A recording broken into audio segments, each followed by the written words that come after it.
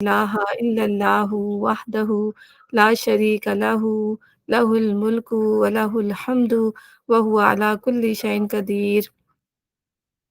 अल्लाहुम्मा सल्लि अला मुहम्मदिन व अला आलि मुहम्मदिन कमा सल्लैता अला इब्राहीम व अला आलि इब्राहीम इन्नका हमीदुम मजीद।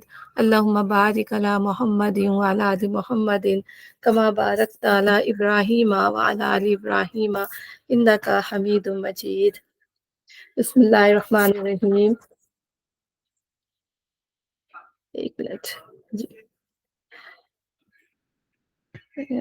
कहाँ तक पढ़ा था मैंने? आयत नंबर, मेरा ख्याल है आयत नंबर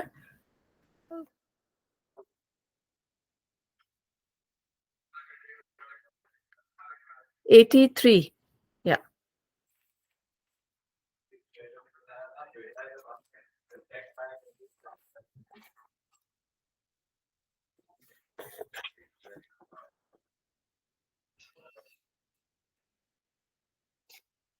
बिस्मिल्लाहिर्रहमानिर्रहीम। वइज़ा जाअहुम अम्रुम मिनल अम्नि अविल खौफि अज़ाऊ बिह वलौ रद्दूहु इलर रसूलि व इला उलिल अम्रि मिनहुम लअलिमहु allज़ीना यस्तंबितूनहु मिनहुम वलौला फ़ज़लुल्लाहि अलैकुम व रहमतुहु लत्तबअतुमुश शैतानु इल्ला क़लीला फ़क़ातिल फ़ी सबीलिल्लाह ला तुकल्लिफ़ु इल्ला नफ़्सक व हर्रिज़ मुमिनीन असल्लाहु अन युकफ़्फ़ा असल्लाहु अन यकुफ़्फ़ा बअसल लज़ीना कफ़रू वल्लाहु अशद्दु बअसन व अशद्दु तनकीला। ये लोग जहाँ कोई इत्मीनान बख्श या खौफनाक खबर सुन पाते हैं, उसे लेकर फैला देते हैं। हालांकि अगर ये उसे रसूल अपनी जमात के जिम्मेदार असहाब तक पहुँचाए तो वो ऐसे लोगों के इल्म में आ जाए जो इनके दरमियान इस बात की सलाहियत रखते हैं कि इससे सही नतीजा अखज़ कर सकें। तुम लोगों पर अल्लाह की मेहरबानी और रहमत ना होती तो तुम्हारी कमज़ोरियाँ ऐसे थीं कि मादूदे चंद के सिवा तुम सब शैतान के पीछे लग गए होते। अब यहाँ पर जो है अल्लाह ताला, ये तो ज़ाहिर है हम पता है कि ये पस मंज़र कौन से हैं और किस पस मंज़र में जो है ये आयतें नाज़िल हो रही हैं। और इसमें जो सूरह निसा के अंदर जो ज़्यादातर जिनके बारे में बताया जा रहा है वो मुनाफ़िकीन हैं। तो मुनाफ़िकीन के बारे में ज़्यादा इसमें पिछले जब हम पढ़ते चले गए तो उसमें बनी इसराइल का ज़्यादा तज़किरा था। लेकिन इसके अंदर जो है कि मुनाफ़िकीन का ज़्यादा तज़किरा बयान किया गया, उनकी हरकतों के बारे में कि जो कुछ वो करते रहे मुसलमानों के साथ। एक तो पता होता है ना कि एक चीज़ पता होती है कि देखिए एक तो ईमान वाज़ेह होता है और एक जगह जो है वो कुफ़्र वाज़ेह होता है, वो बिल्कुल वाज़ेह होता है। लेकिन एक चीज़ जो होती है वो वाज़ेह नहीं होती, जैसे मुनाफ़िक़त वाज़ेह नहीं होती, कि वो ऊपर से तो वो इक़रार कर रहे होते हैं कि हम ईमान लाए, लेकिन अंदर से वो मुसलमानों की जो है वो जड़ें काट रहे होते हैं, उनको मालूम करना जो है वो मुश्किल होता है। तो अब अल्लाह ताला ने जगह-जगह जो है उनकी बातें खोली हैं। उनके बारे में बताया कि उनकी उनकी हरकतों से जो है मुसलमान जो है पहचान जाएँगे वो क्या कुछ करते रहे ना। तो इस तरह वो मुनाफ़िकीन ये भी करते थे कि वो जो थे अफ़वाहें फैलाते थे, रूमर्स फैलाते थे, मुसलमानों के बारे में जो है वो गलत बातें फैलाते थे, ताकि वो दूसरे लोगों को ये कि जो कमज़ोर ईमान वाले लोग हैं ताकि वो मुतनफ़्फ़िर हो जाएँ। जैसे वो खुद हैं, दूसरों को भी वो चाहते हैं कि वो वैसे ही बन जाएँ। तो अब ये है कि ये लोग जहाँ कोई इत्मीनान पर या खौफ़नाक खबर सुन पाते हैं, उसे लेकर फैला देते हैं। इसमें हम बहुत सारी बातें हमें पता चलेंगी, जैसे हमने जंग ओहद में पढ़ा कि जंग ओहद में नबी सल्लल्लाहु अलैहि वसल्लम की शहादत का वाक़या था। ठीक है? उसकी वो अफ़वाह फैल गई कि नबी सल्लल्लाहु अलैहि वसल्लम को नाउज़ुबिल्लाह जो है वो शहीद कर दिया गया है, तो उससे मुसलमानों के जो हौसले थे वो पस्त हो गए। ठीक है ना? लेकिन बाद में पता चला कि अल्हम्दुलिल्लाह नबी सल्लल्लाहु अलैहि वसल्लम जो है वो हयात हैं। ठीक है? और इसी तरीके से हम ये देखते हैं कि हज़रत आयशा का जो स्कैंडल बना मदीने के अंदर, और कितना ऐसा वाक़या था कि वो पूरे महीने जो है वो अफ़वाहों के ज़द में वो वाक़यात रहे। जब तक कि अल्लाह ताला ने जो है वो सूरह नूर नहीं उतार दी। तो वो कितना तकलीफ़देह वक़्त था नबी सल्लल्लाहु अलैहि वसल्लम के लिए, उनके पूरे अहले बैत के लिए। इसी तरह से हम देखते हैं कि सुलह हुदैबिया के अंदर जो है उस्मान रज़ी अल्लाह तआला की जो है शहादत की खबर उड़ा दी जाती है कि वो शहीद कर दिए गए हैं। फिर नबी वसल्लम जो वो बैत करते हैं तमाम सहाबा कराम से कि हम तमाम लोग उनके कत्ल का जो है वो बदला लेंगे। तो इस तरह की खबरें क्या करती थी, मुसलमान का मोरल डाउन करने के लिए, उनको कमज़ोर करने के लिए, ताकि वो जो है वो कमज़ोर हो जाएँ, उनके दिल कमज़ोर हो जाएँ। तो यहाँ पर अल्लाह ताला बता रहे हैं कि देखें, जब भी कोई इस तरह की खबर पता चले, मालूम हो, तो जाके जो है पहले उन लोगों को इन्फॉर्म करें जो उसको समझने वाले हैं। بیسیکلی ان ان آیات کا جو پس منظر بتایا جاتا ہے وہ یہ ہے کہ لوگوں کو پتہ چلا کہ کسی کسی کو پتہ چلا کہ نبی صلی اللہ علیہ وسلم نے اپنی نبی صلی اللہ علیہ وسلم حالانکہ اپنی خواتین سے اپنی بیویوں سے جو ہے ناراض ہو گئے تھے کسی بات کے اوپر. ظاہر ہے وہ تنگ دستی کی شکایت کرتی تھیں اور تنگ دستی تھی بھی بہت زیادہ نا اس زمانے میں. تو نبی صلی اللہ علیہ وسلم سے اس کا اظہار کرتی تھی تو نبی صلی اللہ علیہ وسلم جو تھے ان سے تھوڑا ناراض ہو گئے تھے. تو کسی نے یہ افواہ پھیلا دی کہ آپ نے نعوذ باللہ اپنی بیویوں کو تمام بیویوں کو طلاق دے دی ہے. تو پھر حضرت عمر کو جب یہ پتہ چلا تو سیدھے نبی صلی اللہ علیہ وسلم کے پاس آئے اور آ کے آپ سے پوچھا کہ آپ نے ایسا کر دیا ہے؟ تو نبی صلی اللہ علیہ وسلم نے فرمایا کہ نہیں، میں تو ان سے ناراض ہوں، میں نے کچھ بھی نہیں کیا. تو یہ خبریں جو ظاہر ہے کس لیے، پھر اگر اس طرح کی خبریں جب معاشرے میں پھیلائی جائیں گی وہ بھی نبی کی ذات سے ریلیٹڈ، تو اس پہ کیا امپیکٹ پڑے گا. تو یہ اس پس منظر کے لحاظ سے یہ آیتیں آئیں. پھر اسی طرح ہم دیکھتے ہیں کہ سیاست کے اندر بھی جو چلتی ہیں چیزیں، تو ایک دوسرے کے اوپر جو ہے وہ کو کرنے کے لیے، زیر دست کرنے کے لیے یا دوسرے کا morale ڈاؤن کرنے کے لیے وہ ایک دوسرے پہ الزامات لگا دیتے ہیں، ایک دوسرے کے خلاف جو ہے وہ رومرز پھیلا دیتے ہیں، بری باتیں پھیلا دیتے ہیں تاکہ لوگ ان کو پسند نہ کریں یا ہماری ہی لیڈرشپ جو ہے وہ برقرار رہے. اور اسی طریقے سے ہم یہ دیکھتے ہیں کہ حضرت عثمان پر جو ہے وہ بہت زیادہ الزامات لگائے گئے ان کی شخصیت کو ڈاؤن کرنے کے لیے، حالانکہ وہ ذوالنورین ہیں. ان کی جو ہے شادی نبی صلی اللہ علیہ وسلم کی 2 بیٹیوں سے ہوئی، لیکن ان کے خلاف جو تھے وہ زیادہ تر وہ لوگ جنہوں نے 2 حصوں میں بٹ گئے تھے، جو شیعیت کی طرف زیادہ چلے گئے تھے. تو ان کا جو ایک سردار تھا، سمجھے وہ جو لیڈر تھا، اس نے جو حضرت عثمان پر جو تھے وہ بہت زیادہ کہ جیسے انہوں نے جنگ بدر میں شرکت، یعنی کہ اس بات کی وہ نہیں بتایا کہ کیوں جنگ بدر میں انہوں نے شرکت نہیں کی، وہ جنگ احد سے نکل گئے یا پھر ایک آدھ واقعات اور ہے ان کا. تو ان کے بارے میں اس طرح کی واقعات جو تھی وہ بتائے گئے نا. حالانکہ جنگ بدر میں تو نبی صلی اللہ علیہ وسلم نے ان کو خود روکا تھا کہ ان کی حضرت رقیہ جو تھی ان کی اس وقت نکاح میں تھی، ان کا انتقال ہو گیا تھا.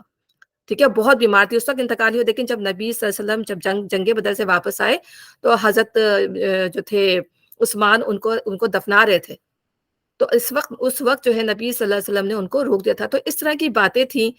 اس کے جو انہوں نے جو ہے صحابہ کرام کے سے ریلیٹڈ اور اچھے مسلمانوں سے ریلیٹڈ جو ہے ان کو بدنام کرنے کے لیے لوگ پھیلا دیا کرتے تھے. اور منافقین جو تھے سب سے زیادہ ان میں پیش تھے. حضرت عائشہ کا واقعہ، ہم افق کا واقعہ پڑھیں گے تو اس میں بھی ہم دیکھیں گے کہ کیسے ان کے خاندان کو، نبی صلی اللہ علیہ وسلم کو اذیت دینے کے لیے اس واقعے کو کہاں سے کہاں. تو ان تمام چیزوں کے اندر جو تھے وہ منافقین انوالو تھے. تو اللہ تعالیٰ یہاں بتا رہا ہے کہ اس سے پہلے کہ آپ ان باتوں کو پھیلنے دیں، بہتر یہ، یا جو بھی سمجھدار انسان ہے اگر ان کو جو بات پتہ چلتی ہے تو اس کو آگے پھیلانے سے بہتر ہے کہ ان کو پہلے سے پہلے جو اس کو کنٹرول کر لیا جائے. ان لوگوں کو بتا دیا جائے جو اس کی صحیح سمجھ رکھتے ہوں، وہ اس کی تہ میں پہنچے اور اس کی تہ میں پہنچنے کے بعد اس کا صحیح رزلٹ نکلے. ٹھیک ہے. اچھا، ایک منٹ.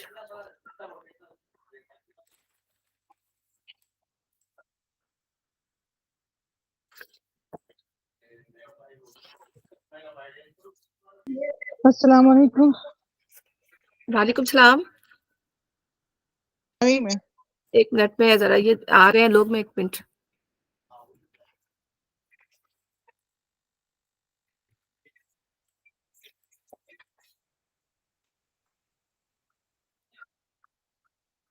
ایک منٹ ٹھہریے گا.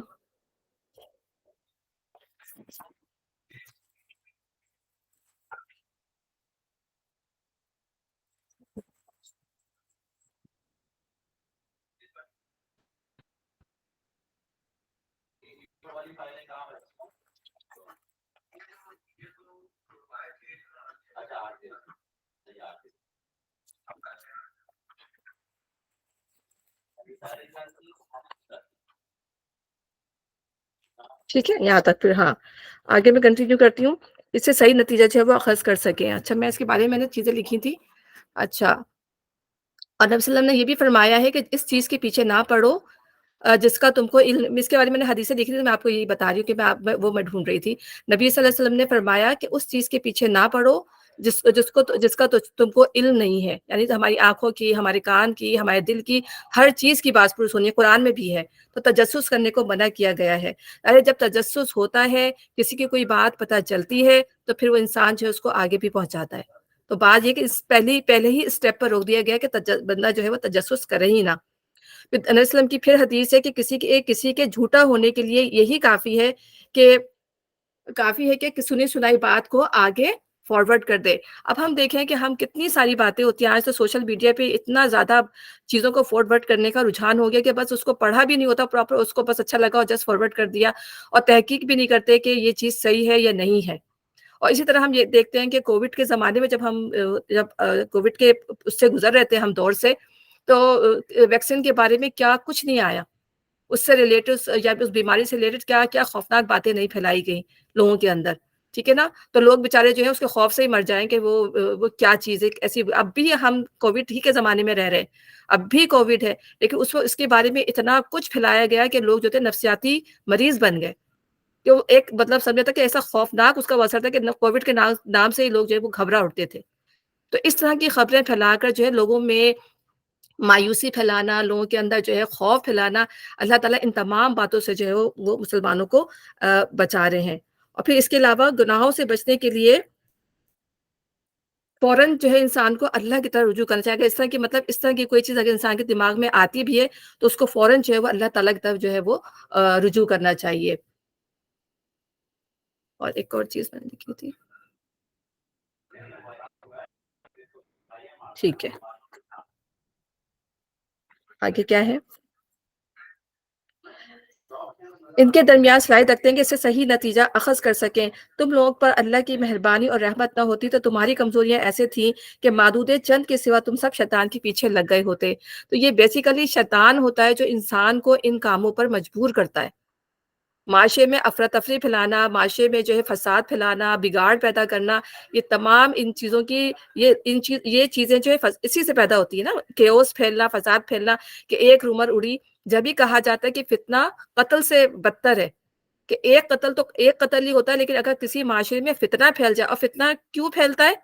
کسی نادانی کی وجہ سے، کہ ایک غلط بات اگر کسی نے پھیلا دی اور منہ در منہ چلی گئی تو اس سے کتنے فتنے جو ہے رونما ہوتا ہے، کتنے لوگوں کی جان جاتی ہے۔ تو یہ جو ہے فتنے سے بچانے کے لیے اللہ تعالیٰ نے یہ آیتیں یہاں پر نازل کی۔ اور ظاہر ہے کہ اس زمانے میں تو معاملات ہی ایسے تھے کہ وہ مسلمان جو تھے بہت زیادہ ظاہر اسلام پھیل رہا تھا، اور مسلمانوں کی جو جان کے دشمن بنے ہوئے تھے، منافقین بھی، یہودی بھی، اور جو کافر لوگ تھے، تو وہ چاہتے تھے کہ کسی طرح جو ہے اسلام کو ختم کر دیا جائے، اور آئے دن جو ہے وہ مسلمانوں کو تکلیف دینے کے لیے کوئی نہ کوئی نئی خبر جو ہے وہ لے کر آ جایا کرتے تھے۔ اب یہاں پہ تعالیٰ ان کو کہہ رہے ہیں کہ پس اے نبی تم اللہ کے راہ میں لڑو، تم اپنی ذات کے سوا کسی اور کے لیے ذمہ دار نہیں ہو، البتہ اہل ایمان کو لڑنے کے لیے اکساؤ، بعید نہیں کہ اللہ کافروں کا زور توڑ دے، اللہ کا زور سب سے زیادہ زبردست اور اس کی سزا سب سے زیادہ سخت ہے۔ اب یہاں پر اللہ تعالیٰ نبی صلی اللہ علیہ وسلم کو فرما رہے ہیں کہ آپ کا کام کیا ہے؟ صرف بتا دینا ہے، ٹھیک ہے نا؟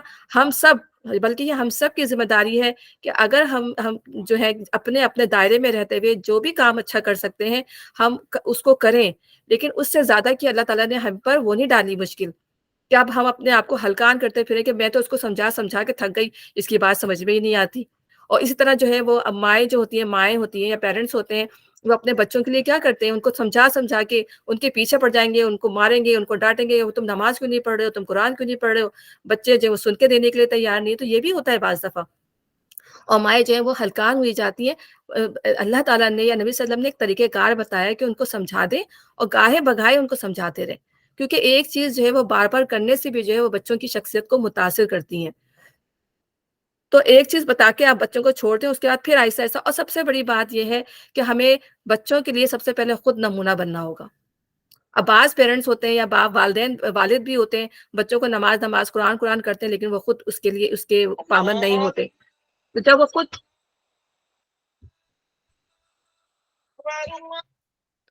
وہ خود اس کی پابندی نہیں کریں گے، جب قرآن پڑھ کے بچوں کو خود نہیں دکھائیں گے، نماز پڑھ کے بچوں کو خود نہیں دکھائیں گے، تو ہم کس طرح اپنے بچوں کے لیے جو ہے ایک عملی نمونہ بن سکیں گے؟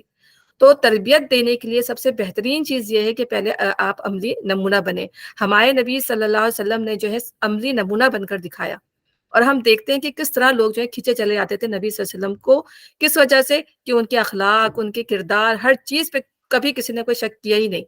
ایون کہ کافر قریش بھی تھے، وہ آپ کو امین الصادق کہتے تھے، ٹھیک ہے نا؟ آپ کی، لیکن یہ کیا تھا؟ صرف اس وجہ سے کہ آپ نے ایک اللہ کی بات کا اقرار کیا تھا تو وہ آپ سے دور ہو گئے تھے، لیکن آپ کے کردار پر انہوں نے کبھی شک نہیں کیا، آپ کو امین اور صادق کہا، آپ کو نیک کہا، آپ کو راستے پر چلنے والا کہا انہوں نے۔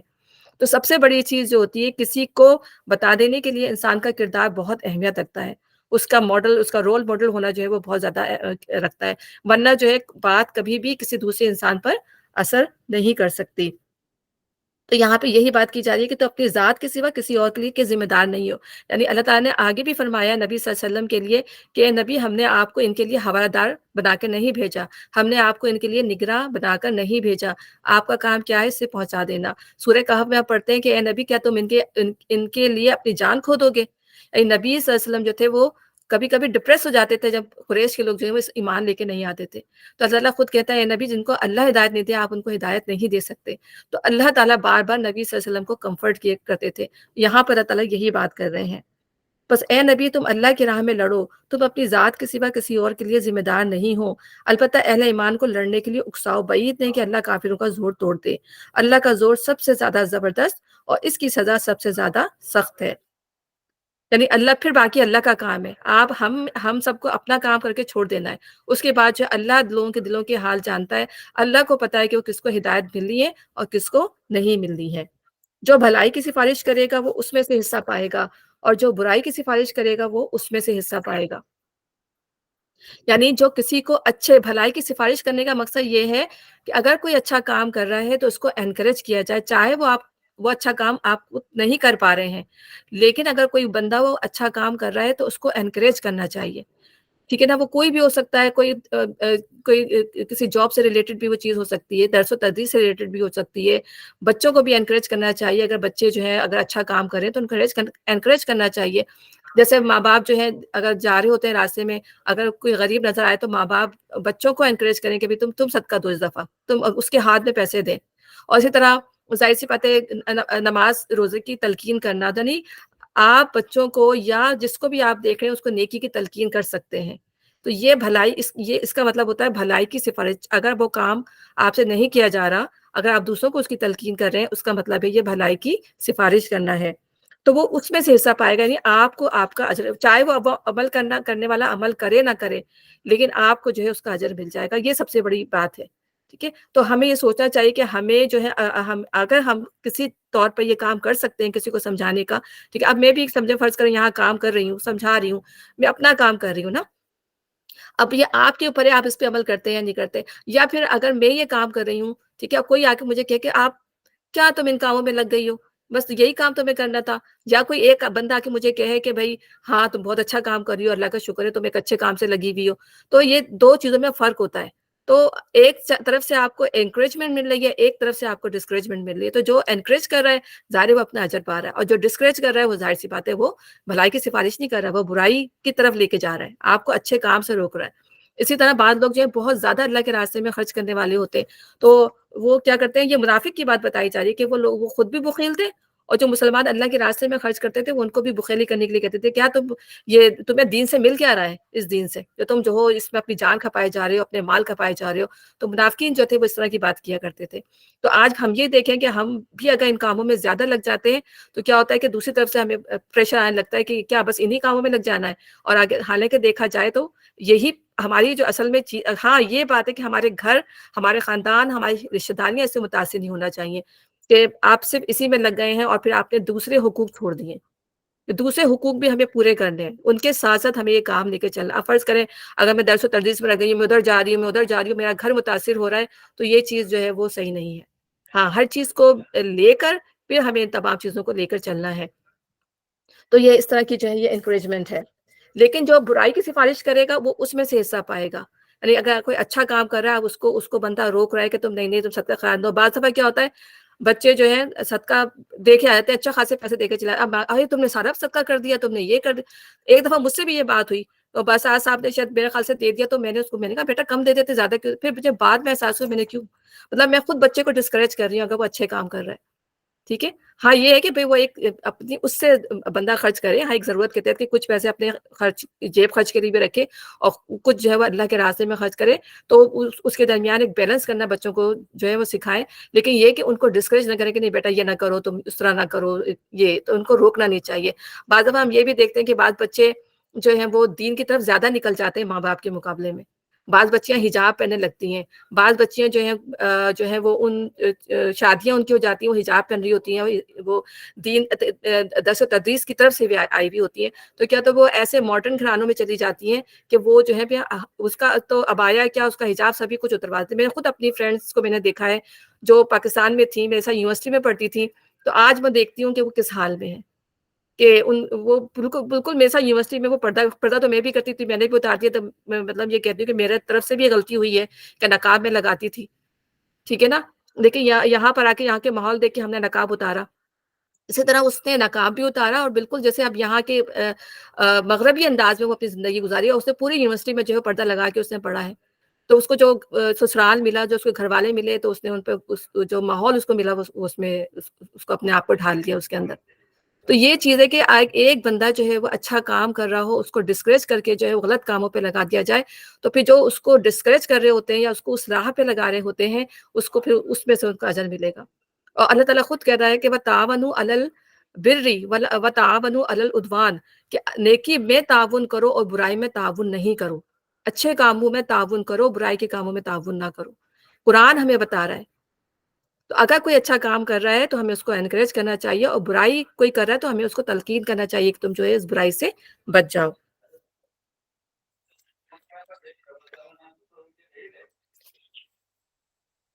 और इसी तरह जो है बुराई से रिलेटेड ये भी नस्ल ने फरमाया कि ज़ुल्म के काम करने वाले के साथ ताउन ऐसा ही है जैसा कि आप ज़ुल्म कर रहे हों। अब हम देखते हैं कि हमारे माशरे में, हमारे ख़ानदानों में अगर एक बहू आती है, फ़र्ज़ करें, ठीक है? और अगर वो बहू जो है सीधी-सादी है, चलो सही है, बहू बाज़ दफ़ा तेज़ होती है, तो क्या होता है कि औलाद जो होती है या मर्द जो होते हैं, वो बीवी की बातों में आके माँ के साथ ज़्यादती करने लगते हैं।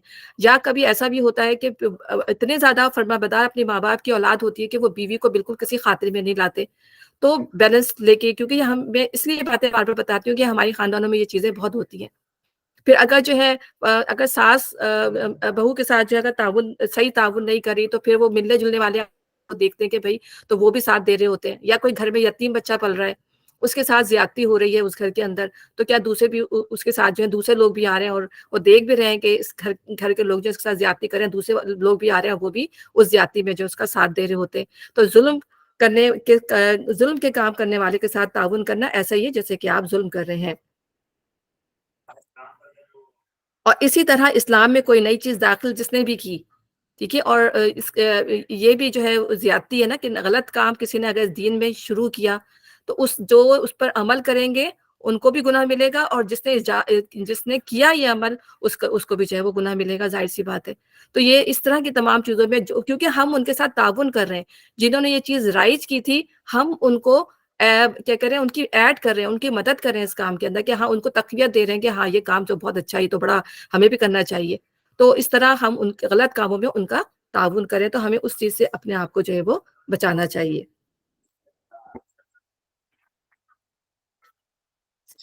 तो जो भलाई की सिफ़ारिश करेगा, वो उसमें से हिस्सा पाएगा, और जो बुराई की सिफ़ारिश करेगा, वो उसमें से हिस्सा पाएगा। और अल्लाह हर चीज़ पर नज़र रखने वाला है बेशक। और अल्लाह ताला देखने वाला है कि कौन किस नियत से ये काम कर रहा है, ठीक है ना? नियतों का हाल, अब बाज़ दफ़ा होता है लोगों की नियत नहीं होती, अच्छी नियतें भी होती हैं, तो अल्लाह ताला जो है वो लोगों की नियतों को देखने वाला है। और फिर यशफ़ा का मतलब, वमन यशफ़ा शफ़ाअतुन है ना, ये तो यहाँ पर जो है यशफ़ा का मतलब होता है शिफ़ाअत, हमने पढ़ा ना, तो शिफ़ाअत का मतलब क्या होता है? शिफ़ाअत का मतलब ये होता है किसी की मदद करना, सिफ़ारिश करना। ये कहते हैं ना कि क़यामत के दिन जो है किसी की सिफ़ारिश काम नहीं आएगी, किसी की शिफ़ाअत काम नहीं आएगी। तो बेसिकली शिफ़ाअत यानी एक बंदा दूसरे बंदे के साथ मिलके, एक और एक 2 हो जाते हैं ना, तो उस शिफ़ाअत का मतलब ये होता है कि किसी की मदद करना। तो यहाँ पे मैंने कहा आपको यशफ़ा का मतलब बता दूँ। अच्छा, अब आगे क्या है? और जब कोई एहतराम के साथ तुम्हें सलाम करे, तो उसको उससे बेहतर तरीके के साथ जवाब दो, या कम से कम उसी तरह अल्लाह हर चीज़ का हिसाब रखने वाला है। तो हम ये देखें कि किस तरह अल्लाह ताला जो है वो हमारी तरबियत कर रहे हैं। तो हमें अभी कैसे बताया कि हमें किन कामों में जो है अपना हिस्सा लेना चाहिए, किन कामों से हमें बचना चाहिए। अब यहाँ अल्लाह ताला माशरे में रहने के हमें उसूल बता रहे हैं कि सलामती को आम करना चाहिए। हर मुसलमान से हमें जो है सलामती और ग्रीटिंग, क्योंकि अस्सलामु अलैकुम सलाम जो है, ये जन्नत का कलमा है। और हम देखें, हम अपने आप को जो है बचाने की कोशिश करते हैं, बच्चे भी देखें भाग जाएँगे सलाम ना करना पड़े। تو سلام کو پتہ نہیں کیا سمجھتے ہیں، لیکن سلامتی کو رواج دینا چاہیے ہمیں، جہاں بھی کوئی مسلمان نظر آئے، خواتین نظر آئیں خاص طور پہ، سارے مردوں سے تو ہم اتنا کرتے ہی نہیں، لیکن یہ کہ ہمیں خواتین جب بھی مسلمان خواتین نظر آئیں تو خاص طور پہ جو ہے ہمیں، چاہے وہ کرے نہ کرے، لیکن ہمیں اپنے طور پہ جو وہ پہل کرنی چاہیے، کیونکہ جو پہل کرتا ہے اس کو اس کا جو ہے وہ اجر ملتا ہے۔ اور اصل میں بیسیکلی تحیّک یہاں پہ جو آیا ہے نا کہ وَإِذَا حُيِّيتُم بِتَحِيَّةٍ فَحَيُّوا بِأَحْسَنَ مِنْهَا، تو یہ جو تھا عرب کے اندر یہ رواج تھا کہ وہ کہتے تھے حَيَّکَ اللہ، اور حیّا کا مطلب ہوتا ہے زندگی دینا، اللہ تعالیٰ تمہیں زندگی دے، تو ان کے یہاں یہ کلمہ جو تھا وہ بہت رائج تھا، تو اللہ تعالیٰ نے اس کو پھر سلامتی کے ساتھ بدل دیا، تو اللہ نے کہا کہ تم جو ہو اب السلام علیکم سلامتی بھیجا کرو، تو سلامتی جب انسان کسی پہ بھیجتا ہے تو پھر اس طرح کی ہر طرح کی سلامتی جاتی ہے، اس کی زندگی کے اندر، اس کی روح کے اندر، اس کے گھر کے اندر، ہر چیز میں پھر اس کے لیے السلام علیکم کا مطلب کیا ہے کہ آپ پر بلیسنگ ہو، آپ پر رحمتیں ہوں اللہ تعالیٰ کی، تو جب ہم کسی پر سلامتی بھیجتے ہیں تو اس کا مطلب ہے کہ ہم اللہ کی رحمتیں اس کے اوپر جو ہے وہ بھیج رہے ہوتے ہیں، اور یہ بھی ہے کہ سلام کرنا جو ہے وہ مغفرت کو واجب کرنے والا عمل ہے، یعنی اس شخص پر جو سلام میں پہل کرتا ہے، جو دل سے لوگوں کو سلام کرتا ہے، اس کی مغفرت جو ہے وہ واجب ہو جاتی ہے،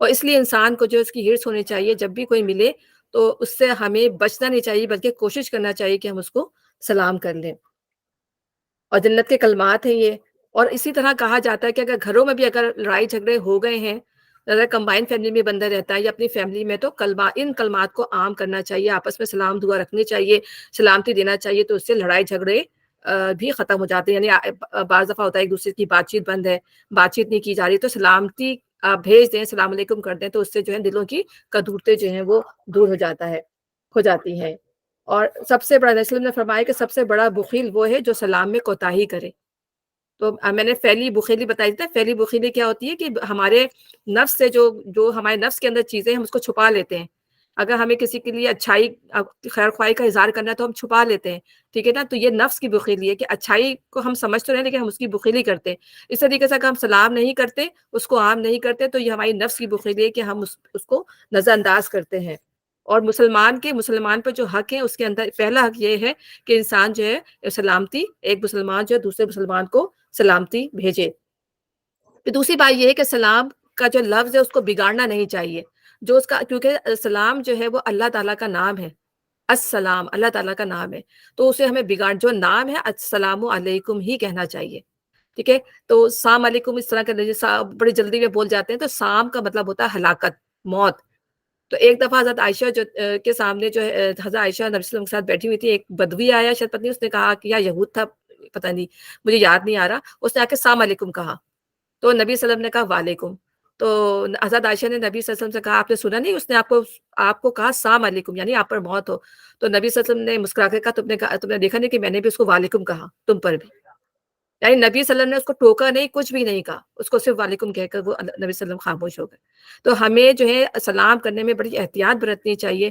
کہ صرف بالکل صحیح لفظ اس کا، کیونکہ یہ اللہ کا نام ہے، تو اس کو صحیح عزت کے ساتھ جو ہے اس کا نام صحیح طریقے سے سلامتی بھیجیں، اور اس طرح یہ بھی ہے کہ سلام کے جو ایٹیکیٹس ہیں کہ جو سواری پر ہو وہ نیچے جو اترے ہوئے لوگ ہیں ان کو سلام کرے، ٹھیک ہے نا، اور جو کیا کہتے ہیں کم لوگ جو ہیں وہ زیادہ لوگوں کو سلام کریں، بچے بڑوں کو سلام کریں، اور بڑے بچوں کو سلام کریں، ہم یہ سمجھتے ہیں کہ صرف بچوں کا ہی حق ہے سلام کرنا، نہیں، اگر ہم کہیں جاتے ہیں ہم بچے بیٹھے ہوئے ہیں تو ہمارا فرض ہے کہ ہم جا کے بچوں کو سلام کریں، یہ بچوں کی ٹیچنگ ہے کہ یہ ایسا نہ ہو کہ نہیں اس بچے نے تو ہمیں سلام ہی نہیں کیا، تو بھائی بڑھ کے جو ہے ہم خود سلام کر لیں، ہم انتظار میں رہتے ہیں کہ بچہ سلام کرے گا، بچہ تو ابھی سیکھ رہا ہے، اسے تو ہماری ٹیچنگ کی ابھی ضرورت ہے، تو ہم جا کے ان کو سلام کر لیں تاکہ وہ سیکھیں جا کے، تو یہ کہ یہ بڑوں کا بھی فرض ہے کہ وہ بچوں کو سلام کریں اور ان کو سلام کرنا سکھائیں، جب یہ عادتیں ہم بچوں کی ڈالیں گے، شروع سے ہم یہ بچوں کے اندر عادت ڈالیں گے تو بچوں میں یہ عادت پیدا ہوگی، ورنہ نہیں، ظاہر سی بات ہے، بچے آج دیکھیں سب سے زیادہ شرماتے سلام کرنے میں ہی ہیں، شروع جیسے ہمارے بچے بھی ہیں، شروع میں تو میرے ساتھ کی عادت مجھے یاد ہے، اتنی اچھی اس کی عادت تھی، چھوٹا تھا تو ہر میرے ساتھ ساتھ رہتا تھا، تو جاتے جاتے ہر ایک کو سلام دو، اب ذرا تھوڑے سے شائع ہو گئے ہیں وہ، تو بس جس کو جانیں گے ان کو کریں گے، تو میں یہ کہتی ہوں بیٹا تمہاری پہلے تو اتنی اچھی عادت تھی، اب آہستہ سے اپنی عادت کو تم نے کیوں چینج کر لیا، کوئی جان پہچان والا ہوگا تو سلام کریں گے، اس کے بعد سلام ہی نہیں کریں گے، تو میرا کہنے کا مقصد دیکھیں بچوں کو انکریج کرتے رہنا چاہیے ان چیزوں کے لیے۔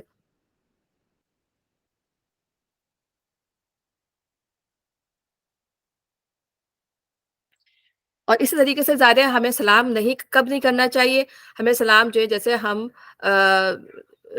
جیسے واش روم جا رہے ہیں تب ہمیں سلام نہیں کرنا چاہیے، یا ہم درس میں اللہ کا کلام ہو رہا ہے، نماز پڑھی جا رہی ہے، تو یہ ایسی جگہ ہیں جہاں پر اللہ کا ذکر کیا جا رہا اور لوگ منہمک ہیں، سن رہے ہیں، تو اس وقت آنے والا جو ہے وہ سلام نہیں کرے گا، اور وہ خاموشی سے بیٹھ کر جو ہے وہ اللہ کا کلام سنے گا۔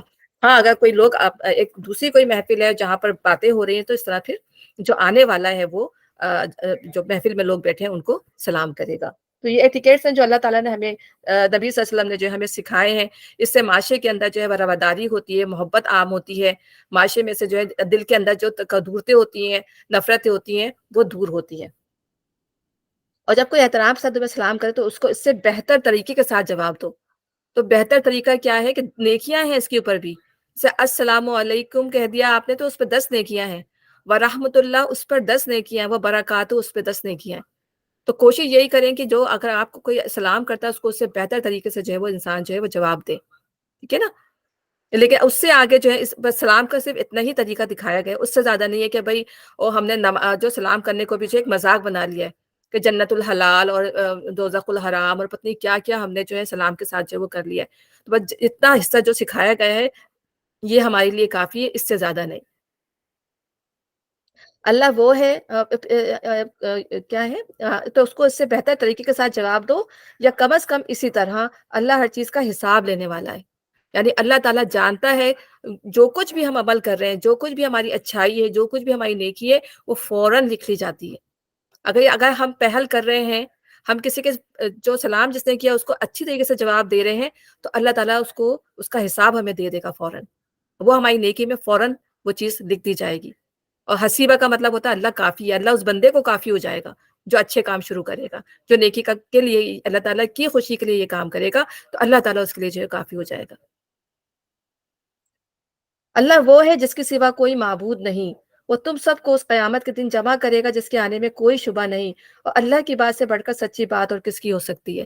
اب یہاں اللہ تعالیٰ جو ہے اللہ نے اپنی ایک صفت بتائی حسیبہ، پھر اللہ نے اس سے پہلے بتائی مقیتہ، تو اللہ تعالیٰ جو ہے اپنی جو ہے صفات بتا رہے ہیں۔ اب اللہ تعالیٰ فرما رہے ہیں کہ اللہ ایک ہے، اس کے سوا کوئی عبادت کے لائق نہیں، تو اسی کو ایک مان لو، اسی کو سب سے بڑا مان لو، اسی کو عظیم مان لو۔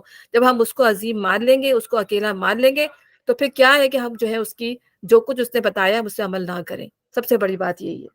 اور اللہ کی بات سے بڑھ کر سچی اور کس کی بات ہو سکتی ہے؟ تو جو کچھ اللہ فرما رہے ہیں تو اللہ کی سچی باتیں ہیں، اور اس پہ ہمیں منوان عمل کرنا ہے۔ پھر تمہیں کیا ہو گیا کہ منافقین کے بارے میں تمہارے درمیان دو رائے پائی جاتی ہیں، حالانکہ جو برائیاں انہوں نے کمائی ہیں ان کی بدولت اللہ انہیں الٹا پھیر چکا ہے۔ اب منافقوں کے بارے میں ہی چل رہا ہے نا بیسیکلی، یہ ہم تو اپنے آپ کو ہی دیکھ رہے ہیں کہ ہم جو ہے ان کا سا طرز عمل اختیار نہ کریں، ہم منافق والا طرز عمل اختیار نہیں کریں، ہم اپنے آپ کو بچائیں۔ اب آگے مزید منافقین کی جو ہے وہ خوبیاں بتائی جا رہی ہیں، ٹھیک ہے نا، کہ ان کے اندر اور کیا برائیاں تھیں۔ منافقین کے بارے میں ہم نے کیا پڑھا پہلے ہم نے، کہ وہ دو رخ والے ہوتے ہیں، وہ اندر سے کچھ ہوتے ہیں اور باہر سے کچھ ہوتے ہیں، ٹھیک ہے۔ اور اس معاشرے میں ان کی جو برائیاں نظر آ رہی تھیں، جو اللہ گائے بگائے کھول رہا تھا، وہ یہ تھا کہ وہ جب ان کو صدقات دینے کے لیے بلایا جاتا تھا تو وہ صدقات نہیں دیتے تھے، ٹھیک ہے نا، بخیلی کرتے تھے۔ دوسری بات یہ کہ وہ نمازوں کے لیے آتے تھے تو کسمساتے ہوئے آتے تھے، جنگوں میں ان کو لڑنے کے لیے بلایا جاتا تھا تو کسی نہ کسی بہانے سے کوئی نہ کوئی بہانہ کر کے جو وہ علیحدہ ہو جاتے تھے۔ پھر وہ یہ کہ کافروں مشرکوں کے ساتھ جو ان کا تعلقات زیادہ تھے، ان کے ساتھ ان کی زیادہ بنتی تھی، مسلمانوں کے ساتھ زیادہ نہیں بنتی تھی ان کی، تو اور ٹھیک ہے نا۔ تو یہ اتنی چیزیں تھیں جو صاف نظر آ رہی تھی، اور جو ان کا جو سردار تھا عبداللہ بن ابی، وہ تو کھڑے کھڑے جو ہے وہ نبی صلی اللہ علیہ وسلم کو جو ہے وہ انسلٹ کر دیا کرتا تھا۔ تو ایک دفعہ جو ہے وہ محفل میں نبی صلی اللہ علیہ وسلم دعوت دینے کے لیے آئے، ان کو تو کہیں گے اپنی دعوت جو ہے نا آپ بس مسجد تک رکھیں، اس طرح اس نے بولا عبداللہ بن ابی نے، آپ نہ ہماری محفلوں میں آ کے نا ہماری محفلوں کو خراب نہ کیا کریں، بس اپنی دعوت کو اپنے تک۔ اس طرح کی کھلے عام جو ہیں وہ منافقین نبی صلی اللہ علیہ وسلم کے سامنے جو ہے وہ بات کیا کرتے تھے۔ اس کے باوجود بھی اللہ تعالیٰ نے کہا کہ ان سے درگزر کرو، ان سے اعراض کرو، اور انہیں عمدہ نصیحت کرو، ٹھیک ہے۔ تو اللہ تعالیٰ دیکھیں اللہ تعالیٰ کتنا زیادہ غفور رحیم ہے، کہ اللہ کہتا ہے کہ شاید کہ یہ ہدایت پا جائیں، ٹھیک ہے۔ پھر تمہیں کیا ہو گیا کہ منافقین کے بارے میں تمہارے درمیان دو رائے پائی جاتی ہیں، حالانکہ جو برائیاں انہوں نے کمائی ہیں ان کی بدولت اللہ انہیں الٹا پھیر چکا ہے۔ یعنی ان کے دلوں میں اب، کیونکہ اللہ نے انہیں روشنی دکھائی تھی، روشنی دیکھنے کے باوجود جو ہے یہ الٹا پھر گئے، ایک تو شخص وہ ہے نا جس کو روشنی ملی نہیں، ان کے بارے میں تو پھر بھی یہ کہ شاید انہیں روشنی مل جائے، وہ ایمان لے آئیں۔ ان کو تو روشنی دکھائی گئی تھی، اس کے باوجود یہ اس سے پلٹ آئے۔ تو اللہ تعالیٰ کہہ رہے ہیں ان کو اللہ نے الٹا پھیر دیا۔ اللہ تعالیٰ نے ان کو ریجیکٹ کر دیا، اللہ تعالیٰ نے جو ہے ان کے دل سے ایمان کھینچ لیا بیسیکلی۔ الٹا پھیرنے کا مطلب یہ ہے کہ ایک چیز ہے سر نیچے اور ٹانگیں اوپر ہو جائے، بالکل اس طرح کا معاملہ۔ اب یہ کون سے یہ منافقین تھے؟ تو اس کے بارے میں یہ کہا جاتا ہے کہ یہاں ان منافق مسلمانوں کے مسئلے سے بحث کی گئی ہے جو مکے میں اور عرب کے دوسرے حصوں میں اسلام تو قبول کر چکے تھے، مگر ہجرت کر کے دارالاسلام کی طرف منتقل ہونے کے بجائے بدستور اپنے کافر قوم کے ساتھ ہی رہتے بستے تھے۔ یعنی جب اللہ کا حکم آ گیا تھا کہ ہجرت کر کر، ٹھیک ہے نا، اب مدینے میں آ جانا ہے، تو جو بھی مسلمان ہیں، جس کی جتنی بھی گنجائش ہے، جتنی بھی ہمت ہے اور جتنی بھی پاسبلٹیز ہیں، وہ اپنی ہمت کر کے کیونکہ یہ نبیوں کے زمانے کی جو ہجرت ہوتی ہے وہ بالکل فرض کے درجے میں آ جاتی ہے، اور جو ہجرت نہیں کرتا پھر اس پر وہی فتویٰ لگ جاتا ہے جو کافر اور مشرک کے اوپر لگتا ہے، ٹھیک ہے، کیونکہ انہوں نے کیونکہ ہجرت یہ اللہ کا حکم تھا، نبی کا حکم تھا کہ ہجرت کرنی ہے، اور جب نبی صلی اللہ علیہ وسلم نے ہجرت کر لی تو دوسرے تمام لوگوں کو بھی ہجرت کی تھی۔ ہاں، وہ جو مجبور لوگ تھے، غریب تھے، مسکین تھے، بیچارے جو بچے تھے چھوٹے یا جو بیوائیں تھیں، جو راہ نہیں پا سکتے تھے ہجرت کرنے کے لیے، ان کے لیے اللہ تعالیٰ نے مستضعفین کا لفظ یوز کیا ہے، یعنی کمزور لوگ، ان کے لیے اللہ تعالیٰ نے معافی رکھی تھی۔ لیکن اس کے باوجود بھی وہ بہت لوگ ایسے بھی تھے جنہوں نے وہاں پر ایمان کا اقرار کیا تھا نبی صلی اللہ علیہ وسلم سے مکے کے اندر، لیکن انہوں نے پھر بھی انہوں نے ہجرت نہیں کی، وہ اسٹل جو تھے وہ قریش کے ساتھ تھے۔ ظاہر ہے جس جگہ پر جو انسان رہ رہا ہوتا ہے اس کو اس کے ساتھ اس کی اصول و ضوابط کے ساتھ چلنا پڑتا ہے، ٹھیک ہے۔ اگر ہم یہاں کینیڈا میں رہ رہے ہیں تو ہمیں کینیڈین لاس کو فالو کرنا ہوگا، ٹھیک ہے نا۔ تو اسی طرح وہ جو تھے قریش کے ساتھ رہتے تھے، ظاہر پھر قریش کی باتوں کو انہیں جو قریش کہتے تھے ان کے ساتھ انہیں ان کی مدد کرنی پڑتی تھی۔ تو یہاں پر اللہ تعالیٰ ایسے لوگوں کے پھر اس میں جو ہے اللہ تعالیٰ نے ان کے بارے میں اب بڑا شدید حکم آنے والا ہے، ایسے ایسے جو طاقت ہونے کے باوجود، ٹھیک ہے، وہ منافق جو جنہوں نے ہجرت نہیں کی، اللہ تعالیٰ نے ان کے لیے بہت سخت سزا رکھی ہے آگے۔ تو ان کے لیے ان کے بارے میں مسلمانوں کی دو رائے ہو گئی تھی۔ تو ایک وہ کہتے تھے کہ ان مسلمانوں کے ساتھ تو ایسا جیسے کافروں کے ساتھ سلوک کیا جائے گا، ان مسلمانوں کے ساتھ ایسے ہی سلوک کیا جائے گا۔ اب وہ مسلمان نہیں ہیں کیونکہ وہ ہجرت کر کے نہیں آئے۔ اور دوسرے مسلمانوں کی رائے یہ تھی کہ نہیں، وہ مسلمان تو ہیں، وہ نماز روزہ سبھی کرتے ہیں، تو ان کے اوپر وہ چیز جو ہے لاگو نہیں ہونی چاہیے۔ تو یہاں پر اللہ تعالیٰ ان دونوں گروپ کو ہی کے بارے میں بتا رہا ہے کہ اللہ تعالیٰ کہہ رہا ہے تو اللہ نے تو ان کو الٹا پھیر دیا، ان کو ہدایت سے محروم کر دیا ہے۔ کیا تم چاہتے ہو کہ جسے اللہ نے ہدایت نہیں بخشی اسے تم ہدایت بخش دو؟ حالانکہ جس کو اللہ نے راستے سے ہٹا دیا اس کے لیے تم کوئی راستہ نہیں پا سکتے۔ وہ تو یہ چاہتے ہیں کہ جس طرح وہ خود کافر ہیں اس طرح تم بھی کافر ہو جاؤ، تاکہ تم اور وہ سب یکساں ہو جائیں۔ تو منافقین کا حال کیا تھا کہ نہ صرف وہ خود اچھے راستے سے رکتے تھے، نہ صرف وہ خود ہدایت کے راستے سے رکتے تھے، بلکہ دوسروں کو بھی چاہتے تھے کہ اس سے گمراہ کر دیں۔ اب ہم یہ منافقوں کے بارے میں پڑھ رہے ہیں، آج ہم اپنے معاشرے میں اپنا حال دیکھیں کہ ہمارے یہاں کیا حالات ہیں۔ کہ میں نے ابھی پہلے بھی پیچھے بھی بتایا کہ اگر کوئی اچھے راستے پہ چلنا کی کوشش کرتا ہے تو گھر والے یا تو مجبور کر دیتے ہیں یا معاشرہ اسے مجبور کر دیتا ہے۔ کوئی حلال کمائی کھانا چاہتا ہے تو اس کو گھر والے مجبور کر دیتے ہیں، نہیں حرام کما کے لاؤ۔ تو اچھے کاموں مطلب اس کو غلط کاموں پہ جو ہے وہ کون اکساتا ہے؟ معاشرے کے لوگ ہی اکساتے ہیں، گھر والے ہی اکساتے ہیں اس کو۔ تو وہی اسی کے اندر آ گیا کہ جو برائی کی سفارش کرے گا، جو اچھائی کی سفارش کرے گا۔ تو یہ معاملہ یہ منافقین کے ساتھ تھا کہ وہ یہی طرز عمل کرتے تھے۔ اب کیا ہوتا ہے کہ بھئی درس وغیرہ میں زیادہ نہیں جانا چاہیے، اس سے دماغ الٹ جاتا ہے، بس سیدھا سادہ نماز روزہ کر لو، اس سے زیادہ پڑھنے کی ضرورت نہیں ہے دین کو، یا زیادہ بہک جائیں گے، زیادہ پڑھ لیں گے۔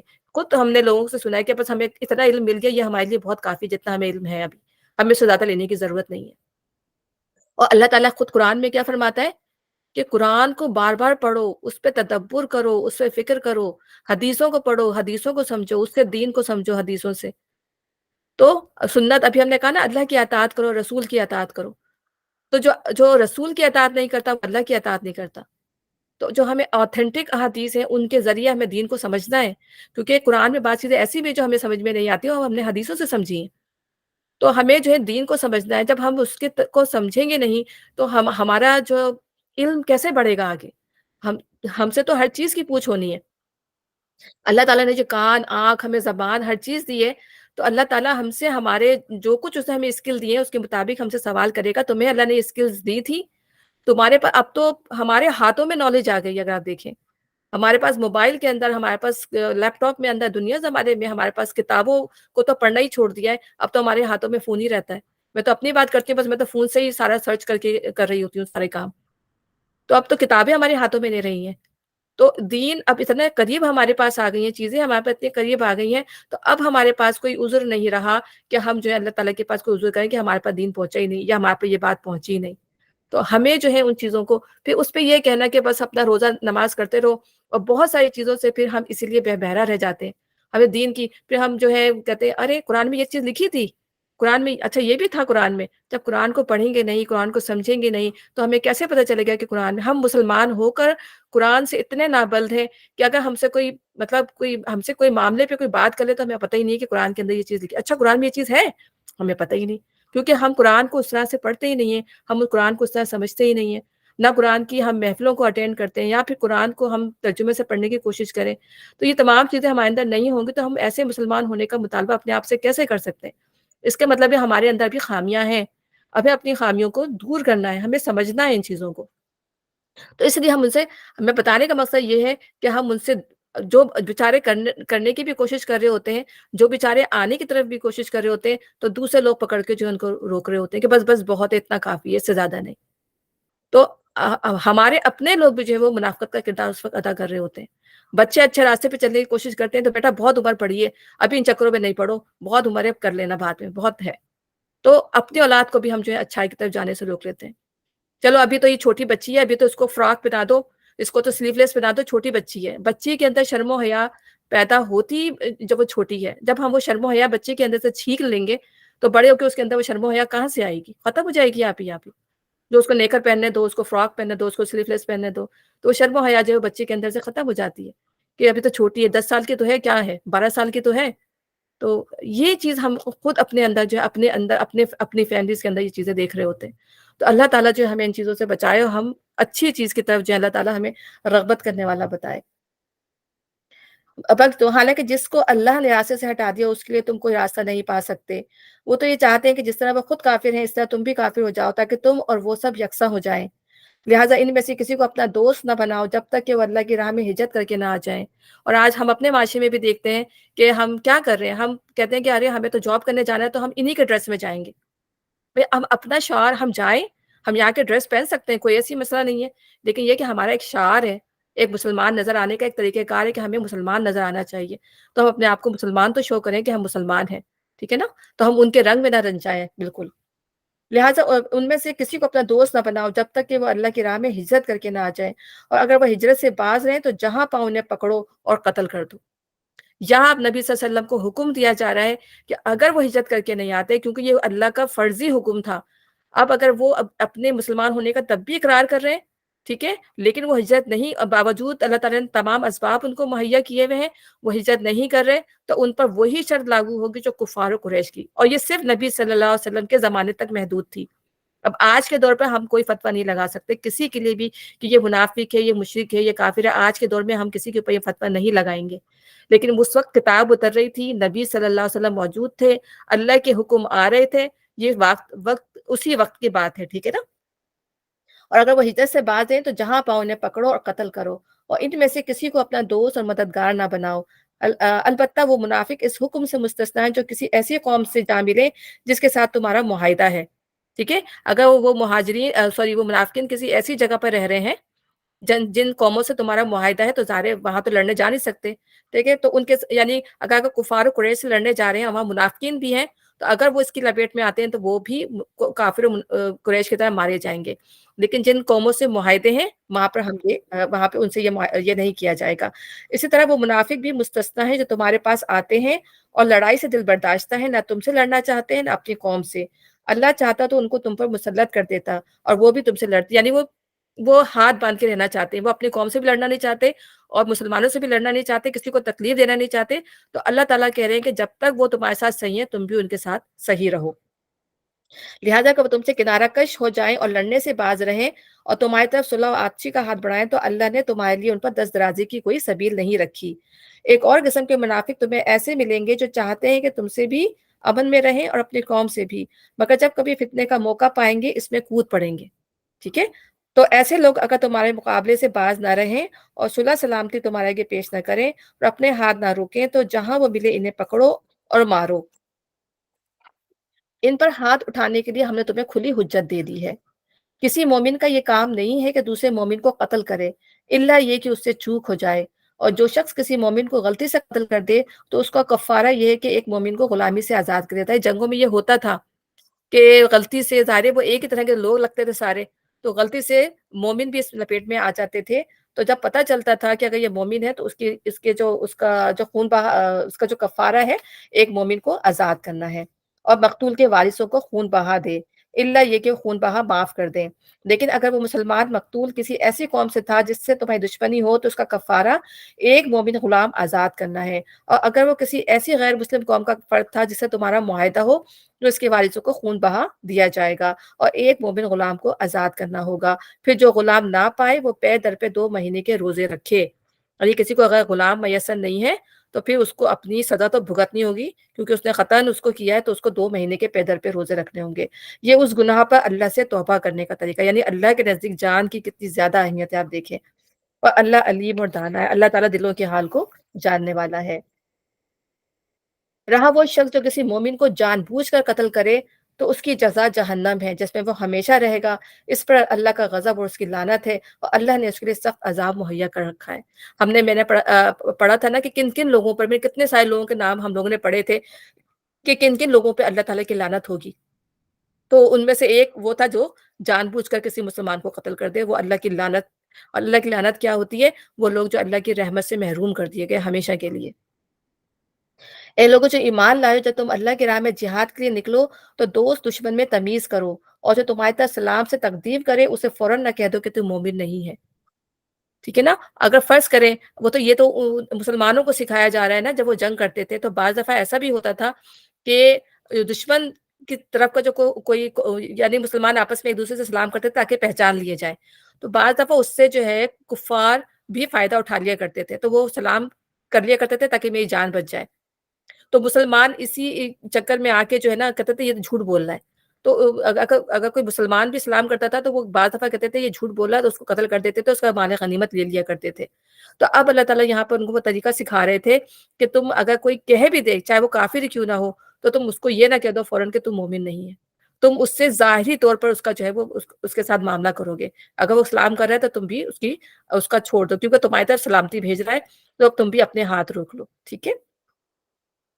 اگر تم دنیاوی فائدہ چاہتے ہو تو اللہ کے پاس تمہارے لیے بہت سے مال غنیمت ہیں، یعنی تم نے اس کا مال غنیمت لینے کے لیے اسے مارا تھا کہ وہ تم نے یہ سمجھا تھا کہ وہ کافر ہے، تو اللہ تعالیٰ کے پاس دنیا کی بہت ساری چیزیں ہیں تمہیں دینے کے لیے، اگر تم صرف دنیا کی زندگی چاہتے ہو۔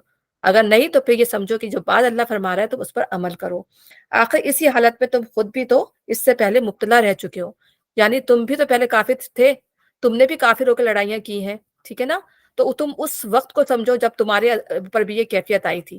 تو اب جو دوسرے کافر ہیں، مشرک ہیں، ابھی وہ اس فیز سے گزر رہے ہیں، ہو سکتا ہے اللہ تعالیٰ ان کو ایمان کی توفیق بھی عطا کر دے۔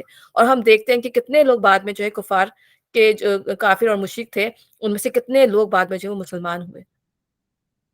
پھر اللہ نے تم پر احسان کیے ہیں، تمہیں ایمان کی نعمت دی، لہذا تحقیق سے کام لو، جو کچھ تم کرتے ہو اللہ اس سے باخبر ہے۔ اور اسی طرح ہمیں یہ بھی دیکھنا چاہیے کہ اگر ہمیں بھی کوئی سلام کرے، چاہے وہ کوئی ہندو سلام کر رہا ہو، چاہے کوئی کرسچن سلام کر رہا ہو، تو ہمیں بھی اس کا جواب دے دینا چاہیے۔ ہمیں یہ تحقیق نہیں کرنا چاہیے کہ یار یہ ہندو تھا، یہ تھا، یہ تھا۔ وعلیکم تو ایٹ لیسٹ کہہ دینا چاہیے، ہمیں نہیں بھی پتا تو ایٹ لیسٹ ہم یہ کہہ دیں کہ وعلیکم السلام، نہیں بھی کہنا ہمیں تو۔ لیکن اگر ہم دے دیں سلامتی تو اس میں کوئی برائی، سلامتی دینا تو اچھی بات ہے کہ اللہ تعالیٰ اس کو ہدایت دے، اللہ تعالیٰ اس کو سلامتی دے۔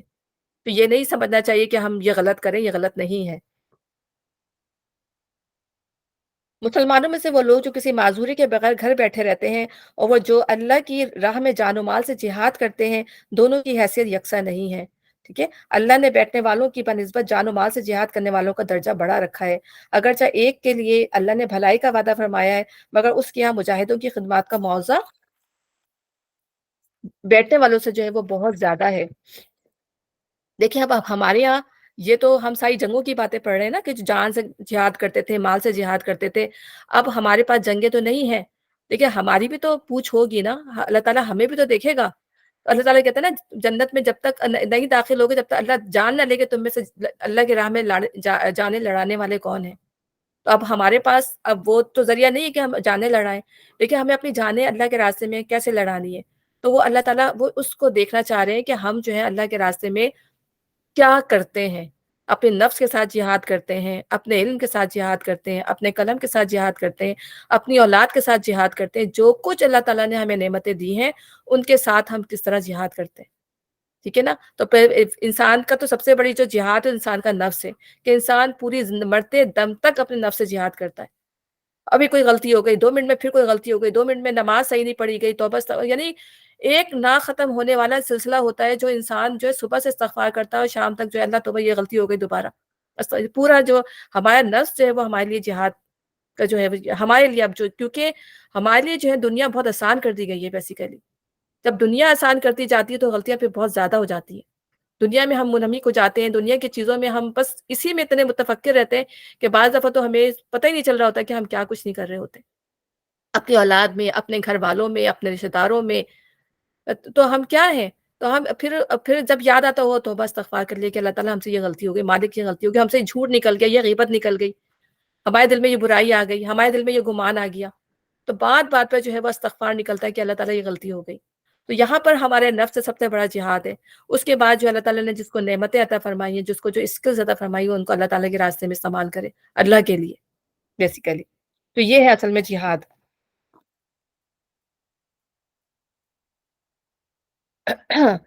اللہ نے بیٹھنے والوں کی بنسبت جان و مال سے جہاد کرنے والوں کا درجہ بڑھا رکھا ہے، اگرچہ ہر ایک کے لیے اللہ نے بھلائی کا وعدہ کیا ہے، مگر اس کے یہاں مجاہدوں کی خدمات کا معاوضہ بیٹھنے والوں سے زیادہ ہے۔ یہ اس زمانے کی بات ہے جب جو پہلے ایمان لے کے آئے تھے، جنہوں نے زیادہ اپنی جانیں لڑائیں، وہ بعد میں آنے والوں سے جو ہے وہ درجہ نہیں پا سکتے جنہوں نے جو پہلے ایمان لائے اور جنہوں نے پہلے اپنی جانیں لڑائیں، ٹھیک ہے نا؟ تو ہر آنے والا جو ہے پہلے والے کے مقابلے میں کم ہو جاتا ہے، ٹھیک ہے نا؟ جو جنہوں نے نبی صلی اللہ علیہ وسلم کا مشکل وقت میں ساتھ دیا سب سے پہلے، ان کے درجات تو بہت زیادہ ہیں۔ تو یہی اللہ تعالیٰ فرما رہا ہے کہ ان کے لیے اللہ کی طرف سے بڑے درجے ہیں اور مغفرت اور رحمت ہے، اور اللہ بڑا معاف کرنے والا اور رحم فرمانے والا ہے بے شک۔ تو کہتے ہیں نا نبی صلی اللہ علیہ وسلم نے فرمایا جنت کے 100 درجات ہیں جو مجاہدین کے لیے جو ہے تیار کیے گئے ہیں، اور ان کے درمیان جو ہے وہ زمین اور آسمان کا فاصلہ ہے۔ ایسے درجات جو ہیں ان کے لیے تیار کیے گئے ہیں، اور یہ وہ لوگ ہیں جو مقربین ہیں، جو سب سے پہلے جو نے آمنا صدقنا کہا اور نبی صلی اللہ اپنے اپنے نبیوں کا ساتھ دیا۔ نہ صرف نبی صلی اللہ علیہ وسلم کی بات ہے، جتنے بھی انبیاء آئے اور ان کے دور میں جن لوگوں نے ان کا پہلے اس میں ساتھ دیا، ان کے جو ہے درجات کتنے زیادہ بلند ہیں، اور ان کو جو ہے جب لوور جنت والے جب ان کو دیکھیں گے تو وہ ایسے لگیں گے جیسے آسمان پہ ستارے، ان کی جگہیں ایسی ہوں گی جیسے آسمان پہ ستاروں کی طرح۔ تو اللہ سے دعا کرنی چاہیے کہ اللہ تعالیٰ ہمیں بھی ایسے عمل کی توفیق عطا فرمائے کہ کم از کم ہم ان سے ملاقات ہی کر لیں۔ اللہ تعالیٰ ہمیں اپنا تو اللہ دیدار کرائے گا، اللہ ہمیں ان نیک لوگوں کا بھی دیدار کرائے جو نے اللہ تعالیٰ کے لیے جو ایسی جو ہے مشقتیں برداشت کی، بڑے بڑے انبیاء، بڑے بڑے اولیاء، بڑے بڑے صدیقین، شہداء، جو ہم نے کل پڑھا کہ توفنا مال ابرار، کہ اللہ تعالیٰ ہمیں نیک لوگوں میں جو ہے وہ شامل کر دے۔ اللہ تعالیٰ ہم دعا بھی کرتے ہیں کہ اللہ تعالیٰ ہمیں نیک لوگوں میں شامل کر دے۔ وہ حضرت یوسف کی دعا ہے نا، فاطر السماوات والارض انت ولی فی الدنیا والآخرہ توفنی مسلما والحقنی بالصالحین۔ کہاں آپ دیکھیں یوسف علیہ السلام کا مرتبہ، ٹھیک ہے، اور اس پہ بھی وہ اللہ تعالیٰ سے دعا کریں کہ اللہ تعالیٰ مجھے مسلمان مارنا اور مجھے ابرار کے ساتھ، مجھے نیک لوگوں کے ساتھ، مجھے صالحین کے ساتھ اٹھانا۔ اور یہی دعا جو ہے ابراہیم علیہ السلام مانا کرتے تھے، اور کتنے بڑے صالحین میں سے تھے وہ، اس کے باوجود جو ہے وہ ان کی دعا یہ تھی۔ تو ہماری دعا تو پھر بہت زیادہ بڑھ کے ہونی چاہیے کہ اللہ تعالیٰ ہمیں صالحین میں شامل کر، ہمیں ان لوگوں کا بھی دیدار کروا، ہمیں ان لوگوں سے بھی ملا اللہ تعالیٰ۔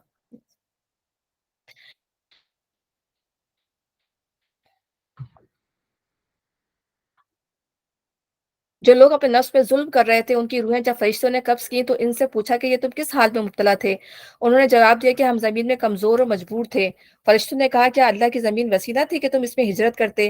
یہ وہ لوگ ہیں جن کا ٹھکانہ جہنم ہے، وہ بڑا ہی برا ٹھکانہ ہے۔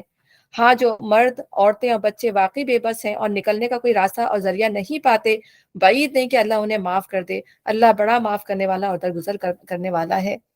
یعنی اب پھر وہی ہجرت کی بات آ رہی ہے کہ وہی منافقین، وہی لوگ جو اسباب ہونے کے باوجود جب وہ ہجرت جنہوں نے نہیں کی، تو جب فرشتے ان کی روح نکالیں گے تو ان سے کہیں گے کہ تم نے کیوں ہجرت نہیں کی؟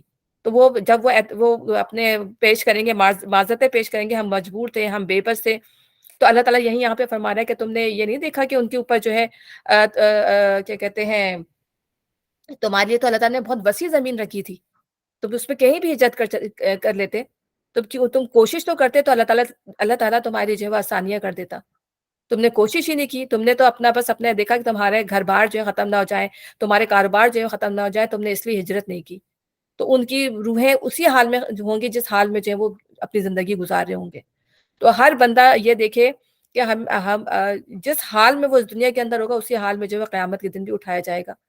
بعض لوگ کہتے ہیں کہ نا سجدہ نہیں کرتے تھے، وہ اس حال میں اٹھیں گے کہ وہ جو ہے سجدہ کر ہی نہیں پائیں گے قیامت کے دن، کیونکہ وہ اللہ تعالیٰ وہ کہیں گے کہ جب ان کو سجدے کے لیے بلایا جائے گا تو سجدہ نہیں کر پائیں گے، کہیں گے کہ اللہ تعالیٰ کہے گا آج تم سجدہ اس لیے نہیں کر پا رہے ہو کہ تم جو ہے دنیا میں تمہیں سجدہ کرنے کی عادت نہیں تھی۔ تو جس حال میں انسان دنیا میں اندھا بنا ہوا تھا نا، حالانکہ آنکھیں تھیں لیکن اندھا بنا ہوا تھا، تو اب اس قیامت کے دن جو اندھا اٹھایا جائے گا وہ کہے گا اللہ تعالیٰ تو نے مجھے اندھا کیوں اٹھایا؟